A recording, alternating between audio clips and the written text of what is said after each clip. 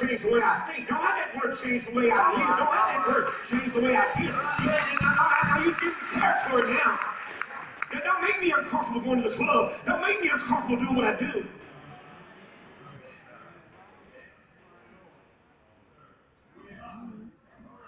All right, watch this in Mark 5. Let me prove it to you. Verse number 1. And they came over unto the other side of the sea into the country of the Gadarenes. And when he was come out of the ship, immediately there met him out of the tombs a man with an unclean spirit.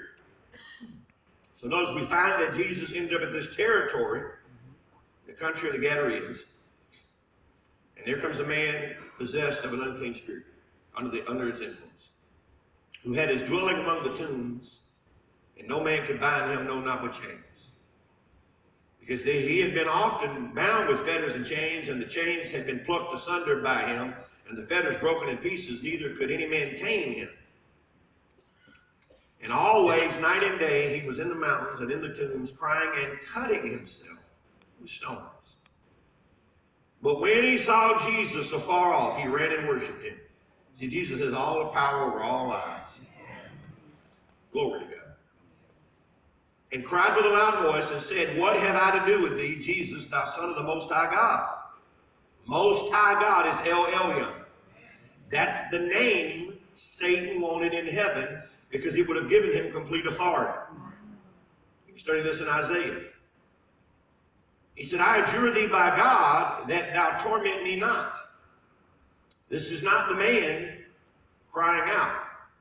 The man knew Jesus didn't come to torment him. He knew he came to make him free, and he worshiped him. This is that unclean spirit crying out. For he said unto him, Come out of the man, thou unclean spirit. And he asked him, What is thy name? And he answered, My name is Legion, for we are many. In other words, it's not just me. There are many of us. It's a legion of us. And he besought him much. I need y'all to read verse 10 slowly and out loud. Read it with me. Ready? Read.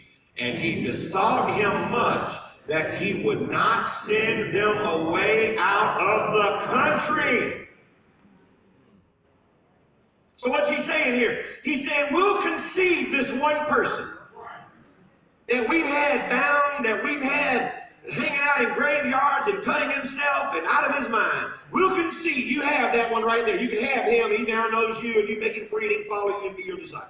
We concede defeat. You can take that one. But what did the legion of evil say back to Jesus? Don't make us leave this country. Let me say a different way. Don't send us away out of this territory. See, you can't tell me that Satan doesn't have territories or domains. Because here he's saying, you just took a man out of my domain. Concede it, take it. But don't make us leave the territory. I'm ready for the church. I'm not talking word, I'm talking all church. I'm talking about kingdom-minded church. To not just accept the one that came out, but to take over the whole territory. But to say, no, we're going to advance the kingdom of God and take the territory. The kingdom of heaven suffereth violence, and the violence will take it by force.